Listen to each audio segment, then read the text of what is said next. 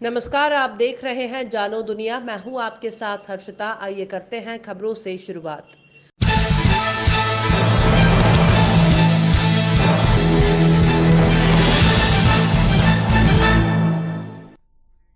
बुरहानपुर में मध्य प्रदेश सहकारी समिति कर्मचारी महासंघ द्वारा अनिश्चितकालीन हड़ताल। सेल्समैन जयंत पटेल का कहना है कि पिछली बार सहकारी कर्मचारी द्वारा हड़ताल की गई थी, लेकिन मध्य प्रदेश सरकार द्वारा हमको आश्वासन दिया गया था और जमीनी स्तर पर नतीजा सिफर रहा। और कर्मचारियों का कहना है कि हमारे सेल्समैन, प्रबंधक और कर्मचारियों को मध्य प्रदेश सरकार द्वारा सरकारी पेंशन, बीमा जैसी योजनाओं को लागू कर इन योजनाओं का लाभ प्रदान करें, यही हमारी मध्य प्रदेश सरकार से मांगे हैं। क्या मांगे आपकी सरकार से? मध्य प्रदेश शासन की हठधर्मिता के कारण हमें 2.5 साल पहले जो हमने हड़ताल करी थी, फिर एक बार और मजबूरन हड़ताल पे जाने को मजबूर होना पड़ा जी। हमारी साफ सुथरी मांगों के संबंध में आज हमारा राज्य स्तर का जो प्रतिनिधि मंडल है संघ का, उच्च अधिकारियों से संपर्क में भोपाल में है। जब तक कि हमारी मांगे जो साफ सुथरी मांगे रखी वो पूरी नहीं होगी, कलमबंद हड़ताल सतत अनावरत जारी रहेगी। क्या क्या मांगे प्रशासन से आपकी? हमारी मांगे है कि राज्य सरकार का कर्मचारी माना जाए, बीमा, पीएफ वगैरह सब सुविधाएं जैसे राज्य सरकार के कर्मचारियों को उसी प्रकार दी जाए। समान काम समान वेतन। उसके बाद में पीडीएस के राशन के कोटों में जो कटौती की गई है उसको वापस बढ़ाया जाए। नए राशन कार्ड जारी हो रहे उनका कोटा बढ़ा कर दिया जाए। और जो 2015 से 500 ग्राम घट प्रति क्विंटल मिलती थी वो बंद कर दी गई है, वो बढ़ाई जाए। और कोरोना योद्धा घोषित किया जाए। क्या नाम आपका? जयंत पटेल, बुरहानपुर। लालबाग मिलचाल के सिद्धेश्वर मंदिर में सांसद नंद कुमार सिंह चौहान के स्वास्थ्य लाभ के लिए सोमवार को यज्ञ किया गया। 9 जोड़ों ने यज्ञ में आहुतियां अर्पित की। मंदिर क्षेत्र मंत्रों के उच्चारण से गूंज उठा। पंडित जी के मंत्रोच्चार के साथ जोड़ों ने कुंड में आहुतियां अर्पित की। यज्ञ में भाजपा युवा मोर्चा के प्रदेश कार्यकारिणी सदस्य गजेंद्र पाटिल भी शामिल हुए। पाटिल ने बताया कि सांसद नंद कुमार सिंह चौहान के लिए जिले सहित पूरे लोकसभा क्षेत्र में सुंदरकांड हवन पूजन का सिलसिला जारी है। लाखों लोग सांसद के स्वास्थ्य लाभ के लिए प्रार्थना पूजा दुआ कर रहे हैं। सांसद महोदय का इलाज जारी है, उनके स्वास्थ्य में लगातार सुधार हो रहा है। जल्द ही हमारे जननेता हमारे बीच आएंगे। दिल्ली में सांसद चौहान के साथ पूर्व जिला पंचायत अध्यक्ष ज्ञानेश्वर पटेल जी हैं। सांसद जी के स्वास्थ्य का ध्यान रख रहे हैं। यज्ञ में नरेंद्र शिंदे, पार्षद विठल खोसे, संभाजी सगरे, वीरेंद्र चंदन, सुनील भीसे, सुधाकर सूर्यवंशी, श्याम सिरसाट, राजू जाधव, पंकज पवार सहित अन्य गणमान्य जन शामिल हुए। स्वाहा ओम वसोह पवित्रम शीस्धानं वसोह पवित्रम सहस्रधारं देव स्वासविनापनाद वसोह पवित्रेण सप्ताहारेण सुपवा कामदुक्ष। मध्य प्रदेश सहकारिता समिति कर्मचारी महासंघ के बैनर तले अपनी मुख्य मांगों को लेकर सहकारी समितियों के कर्मचारियों की अनिश्चितकालीन हड़ताल लगातार जारी है। ये कर्मचारी सरकार से सहकारी कर्मचारियों को सरकारी कर्मचारी घोषित करने, पेंशन, नियमितीकरण और अन्य योजनाओं का लाभ सरकारी कर्मचारी की तरह दिए जाने की मांग पर अड़े हैं। इसी के तहत बालाघाट में भी जिले भर के सहकारी कर्मचारियों ने हड़ताल के 5वें दिन सोमवार को रैली निकालकर प्रदर्शन किया और अपनी मांगों को पूरा करने के लिए नारेबाजी की। हड़ताल कर रहे कर्मचारियों का कहना है कि जब तक सरकार हमारी मांगों पर ध्यान नहीं देगी, हम धरना प्रदर्शन करते रहेंगे। इसके पूर्व में भी हमने ज्ञापन के माध्यम से सरकार को चेताया था, लेकिन सरकार ने कोई प्रतिक्रिया नहीं दी, जिस कारण मजबूरन हमें अनिश्चितकालीन धरना प्रदर्शन के लिए बाध्य होना पड़ा। इस आंदोलन के प्रारंभ हो जाने से अब जिले भर की राशन दुकानें पूरी तरह बंद हैं। इससे गरीब उपभोक्ताओं को खासी परेशानी का सामना करना पड़ रहा है। तो वहीं किसानों को खाद, बीज, कृषि ऋण, धान का ऑनलाइन पेमेंट और बचत बैंक से हितग्राही किसानों का पैसा भी विड्रॉल नहीं हो पा रहा है। यदि ये हड़ताल जल्द समाप्त नहीं हुई तो किसानों के साथ साथ गरीब उपभोक्ता भी इससे काफी परेशान होंगे। गरीबों को राशन मिलने तक का संकट खड़ा हो जाएगा।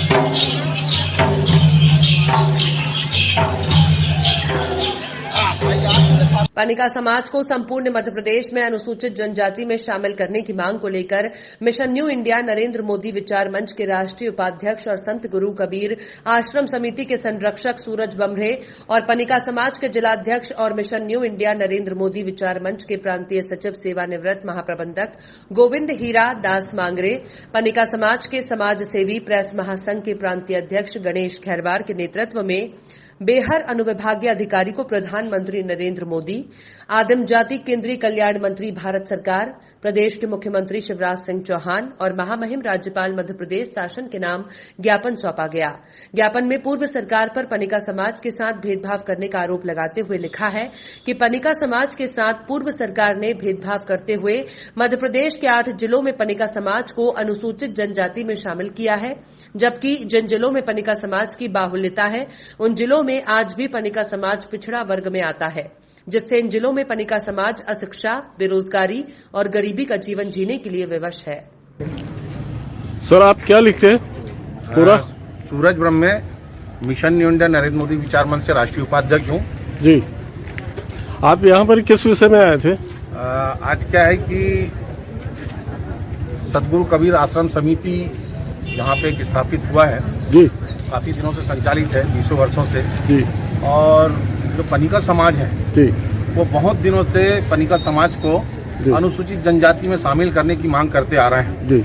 1971 के पहले जी, जो पनिका समाज है जी, उसको सरकार ने अनुसूचित जनजाति में शामिल किया था जी, लेकिन 1971 के बाद जी, जब कांग्रेस की सरकार आई जी, और श्यामाचरण शुक्ल मुख्यमंत्री बने, जी, उसके बाद पनिका समाज को अनुसूचित जनजाति की लिस्ट से हटा दिया गया जी, और मात्र 8 जिले में अनुसूचित जनजाति में शामिल किया गया है। जी, जबकि जिन जिलों में पनिका समाज को अनुसूचित जनजाति में शामिल किया गया है उन जिलों में बिल्कुल गिने चुने पनिका समाज के लोग निवास करते हैं। जी। मैं ये पूछना चाह रहा था, इसके पहले भी कोई प्रयास किया गया है या नहीं किया गया? इसके पहले समाज के द्वारा अनेकों बार प्रयास किया गया है। जी, कई बार आंदोलन प्रदर्शन के माध्यम से डिंडोरी के समाज के लोग हैं, उन्होंने भी ज्ञापन दिया, मंडला के लोगों ने भी ज्ञापन दिया, बालाघाट जिले के लोगों ने भी ज्ञापन दिया।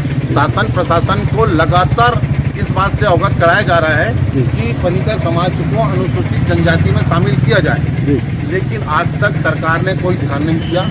और उसकी जो सरकार थी कांग्रेस की 1971-72 में श्यामाचरण शुक्ल जी जब थे तो उन्होंने पनिका समाज को और जिलों से काट दिया।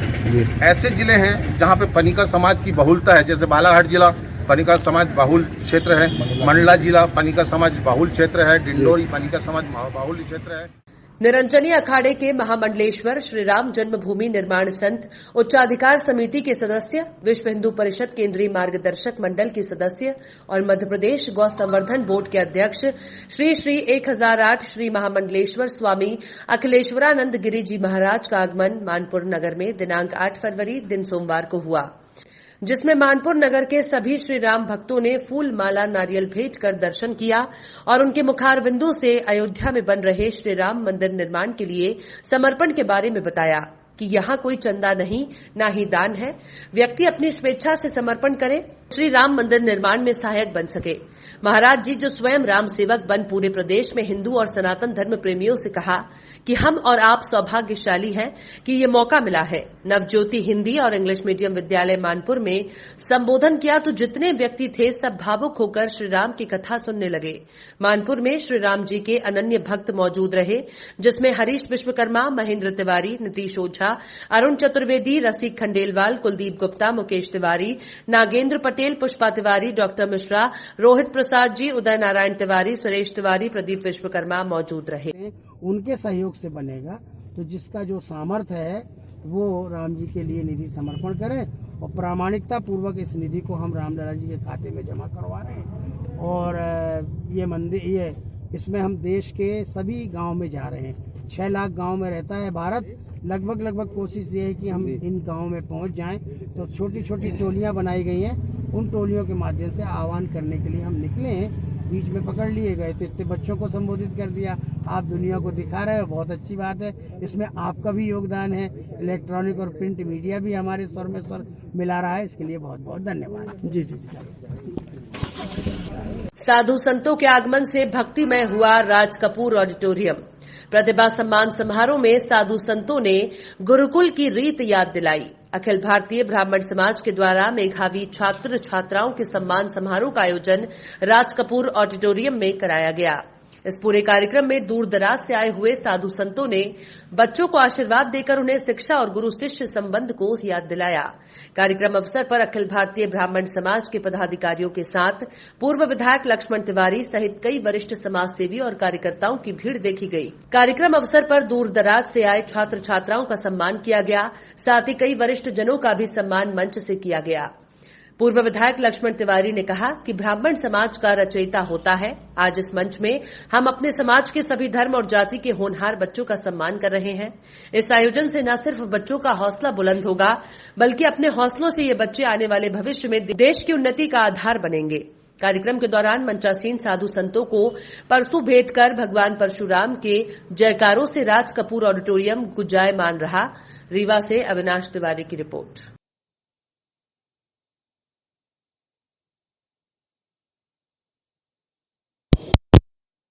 का भी सम्मान किया गया।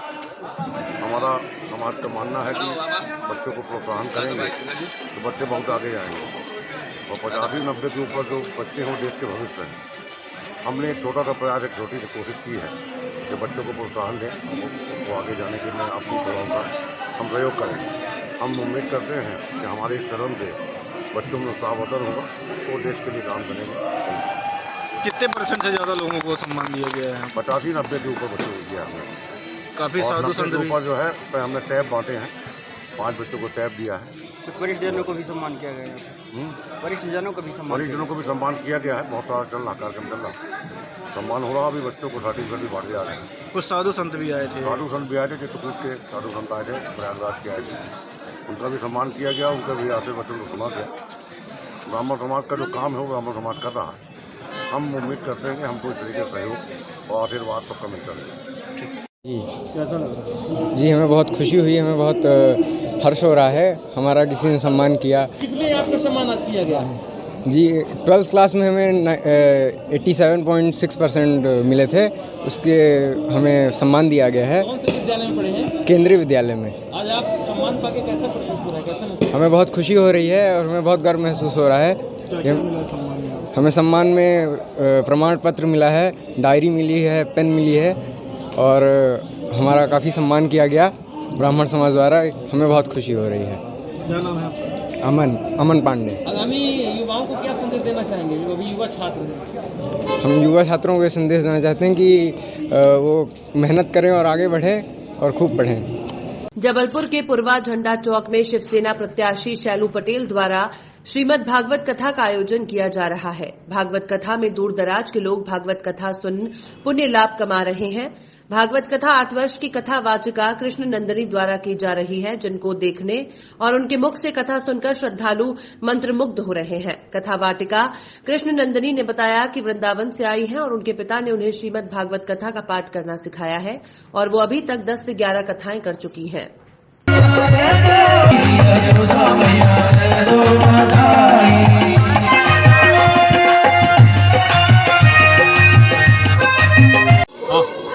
आज गढ़ा पुरवा पर 5 फरवरी से लेकर 12 फरवरी तक कथा का आयोजन किया गया है, जिसमें आज गढ़ा पुरवा पर जन्मोत्सव मनाया गया है। इसके द्वारा ये आयोजित की जा रही है? ये शैलू पटेल के द्वारा आयोजित किया गया है, जिसमें कथावाचक भावनंदी जी हैं। आज क्या आयोजन किया गया? श्री कृष्ण जन्मोत्सव। आज श्री कृष्ण जन्मोत्सव आयोजन किया गया है। कहाँ से लोग आ रहे हैं सुनने के लिए? और बहुत दूर दूर से लोग सुनने के लिए आ रहे हैं। नाम शैलू पटेल। बताएं। यहाँ पर 5 तारीख से 12 तारीख तक गढ़ा पुरवा पे श्रीमद् भागवत कथा शैलू पटेल भैया जी की तरफ से रखी गई है। मैं श्री कृष्ण भावनंदिनी हूँ और यहाँ अगर मैं इस व्यास गद्दी पे बैठी हूँ तो सिर्फ मैं अपने पिताजी की वजह से बैठी हूँ। पंडित शैलेंद्र शर्मा जी ने ही मुझे श्रीमद् भागवत कथा सिखाई है। धन्यवाद। आज क्या कथा में क्या प्रसंग बताया गया? आज चौथे दिन था और आज भगवान का जन्म हुआ। सारे ही भक्तों ने बहुत ही अच्छे से भगवान के जन्म का आनंद लिया। भागवत से क्या मिलता है लोगों को? भागवत से लोगों को बहुत पुण्य मिलता है और लोगों के जो पाप होते हैं वो नष्ट हो जाते हैं। कितने वर्ष की आपकी आयु है? कब से आप ये कर रही हैं? मेरी 8 वर्ष की आयु है और मैं इसी साल से श्रीमद् भागवत कथा प्रारंभ की है। अभी तक कितनी भागवत कथा? अभी मेरी कम से कम 10-11 भागवतें हो चुकी हैं। नाम श्री कृष्ण भावनंदिनी। मध्य प्रदेश में बैतूल से लगे खंडारा में रेत भरवाई की मजदूरी को लेकर हुए विवाद में एक युवक की पत्थर से कुचलकर हत्या कर दी गई। हत्या की सूचना पर गंज पुलिस मौके पर पहुंची और मृतक के शव को पोस्टमार्टम के लिए जिला अस्पताल लाया गया। मामला गंज थाना क्षेत्र अंतर्गत किला खंडारा गांव का है, जहां बीती रात रेत बेचने का काम करने वाले मोहन राजपूत के पास रेत भरने का काम करने वाले मजदूर अपनी मजदूरी लेने पहुंचे। मजदूर श्याम, शंभू और विष्णु को मोहन ने राजदा ढाबा पर रात को बुलाया था और उन्हें 1500 रुपए मजदूरी के दिए थे, लेकिन श्याम और 500 रुपए की मांग को लेकर अड़ गया। फिर मोहन से तीनों युवकों का झगड़ा चालू हो गया। इन्हें लड़ता देख ढाबा संचालक ने इन्हें वहां से भगा दिया था और सोमवार की सुबह मोहन का शव एक खेत में पड़ा मिला। मृतक मोहन के साथी ने बताया कि रात को वो भी मोहन के साथ था। इनका विवाद होने लगा और तीनों युवकों ने मोहन को गन्ने से पीटना शुरू कर दिया था। उसके बाद वो घर चला गया था। जब मोहन रात भर घर नहीं लौटा तो उसे फोन लगाया, लेकिन उसने फोन नहीं उठाया। सुबह जब मोहन को ढूंढते हुए ढाबे पर आए तो पास के खेत में काम कर रहे लोगों ने बताया कि खेत में एक युवक पड़ा हुआ है। जब उसे देखा तो उसके सिर को पत्थर से कुचला हुआ था और मोहन मर चुका था। जानकारी मिलते ही एसडीओपी नितेश पटेल और गंज थाना प्रभारी जयंत मर्सकोले मौके पर पहुंचे। पुलिस ने मौके पर ढाबा संचालक से पूछताछ की, साथ ही खेत मालिक से और खेत में काम कर रहे लोगों से भी पूछताछ की। पुलिस अज्ञात आरोपियों पर मामला दर्ज कर मामले की जांच में जुटी हुई। क्या नाम है आपका? प्रमोद। प्रमोद, क्या घटना हुई, क्या पूरा मामला था? कुछ नहीं, वो 3 लोग आए, हम भी उधर गए ढाबे के सामने और 3 लोग आए लट वट लेके और मैंने गाड़ी खड़ी करी, जब तक वो भैया को मारने लग गए। कौन कौन थे तुम लोग? 3 हम लोग, मोहन भैया थे, मैं था और एक अवतार। और वो जो सामने से सामने वाले कौन थे? और सामने वाले वो तो श्याम, शंभू और नवीन। फिर क्या हुआ? फिर हमने उनको बीच बचाव किया हमने, तो ढाबा वाला भी आया, उसने भी बचाया और फिर उसके बाद थोड़ा शांत हुए। फिर हम ढाबा वाले ने बोला गाड़ी खड़ी उधर करो, जब तक के भाग गए। क्या मामला क्या था? क्या पैसों का लेन देन था? हाँ, ऐसे ही कुछ था उनका। कितना क्या पैसे? पैसे ऐसे 300-400 रुपए। उसके बाद फिर कहाँ मिली आपको बॉडी? बॉडी ढाबे के उधर आगे में मिली। हम आ गए घर पर, हमने रात में राठीपुर में हमने इधर निकल गए होंगे करके हम उधर ढूंढने चले गए। उधर से आए घर पर, फिर इनके घर पर भी गए हम आए के करके 12 बजे रात को, तो नहीं आए। बोले फिर सुबह उठा है, तो मैं सुबह इनके घर पर भी गया तो पूछा नहीं आए बोले, तो हम सुबह फिर हम 3-4 लोग निकले राठीपुर ढूंढते हुए। फिर उधर भंडारा में फिर वो लेबर वेबर चल रही थी खेत में, उन्होंने बताया कि इधर कुछ सो रहा है बोले, तो फिर हम चारों लोग गए वहाँ पर, देखा तो वही निकले। और तीनों लोग उनके घर भी जाके देखा तो सुबह रात भर से घर ही नहीं गए, फरारी पर है।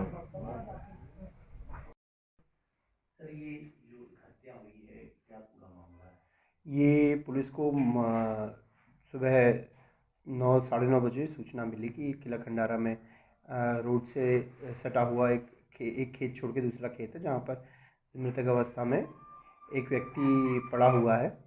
तो मौके पे पहुंचकर पुलिस ने देखा कि वहाँ पर एक व्यक्ति मरा पड़ा हुआ है, जिसके मुंह सर उसका किसी पत्थर से, जो कि उसके बगल में ही था, उससे कुचला हुआ है।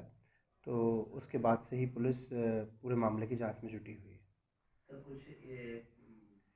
हाँ, इसमें कुछ संदिग्धों के नाम आए हैं और उस पर पुलिस तलाश में भी है। और क्या कारण कुछ सामने आया? हम लेन देन का, इनका पैसे का लेन देन, क्योंकि रात में झगड़ा भी हुआ है नज़दीकी ढाबे पर, और सभी मुद्दों पर पुलिस जांच में है अभी। 400 रुपये का लेन देन है? हाँ, 400-500 हज़ार के आसपास का ही, ज़्यादा उनमें से कुछ नहीं। रीवा में बजरंग सेना द्वारा भगवा रैली निकाली गई। बजरंग सेना के अध्यक्ष रणवीर पटेरिया द्वारा बताया गया कि बजरंग सेना द्वारा 1100 हनुमान चालीसा का सामूहिक पाठ पदमधर पार्क में किया गया है और बजरंग सेना भारत को हिंदू राष्ट्र बनाने और जन संशोधन लाने का प्रयास कर रहा है। इसी कड़ी में विवेकानंद पार्क से भगवा रैली भी निकाली गई, जो शिल्पी प्लाजा होते हुए सीधे पदमधर पार्क पहुंची। रैली में सैकड़ों की संख्या में पदाधिकारी और कार्यकर्ता उपस्थित हुए।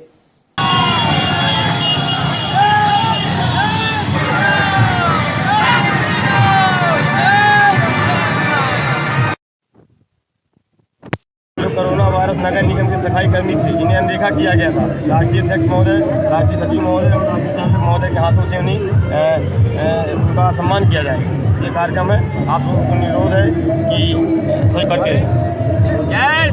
आज यहाँ रीवा में 1100 हनुमान चालीसा का सामूहिक पाठ है और कार्यकर्ता सम्मेलन है। बजरंग सेना लगातार देश को अखंड हिंदू राष्ट्र घोषित करने, जनसंख्या नियंत्रण कानून लाने के लिए लड़ाई लड़ रही है। उसी के संबंध में आज यहाँ रीवा में ये कार्यक्रम रखा गया। भगवा रैली भी निकाली जाएगी यहाँ विवेकानंद पार्क से और हमारे रीवा के प्रदेश संगठन हमारी रामशंकर मिश्रा जी, हमारे सभी मेरे भाइयों का बहुत बहुत धन्यवाद करना चाहता हूँ, जो भी भाई इस रैली में शामिल हुए हैं। मैं चाहता हूँ कि देश में ये युवाओं को सही बात पर ले जाने के लिए आज बजरंग सेना जो कार्य कर रही है, मैं चाहता हूँ कि सभी लोग बजरंग सेना से जुड़कर और देश के जो हित के मुद्दे हैं उनके लिए लड़ाई लड़ें और आगे ऐसे ही। कार्यक्रम कहाँ पर है आपका? कार्यक्रम हमारा कार्यक्रम पदमा पार्क में है। खबरों में फिलहाल इतना ही। आप देखते रहिए जानो दुनिया।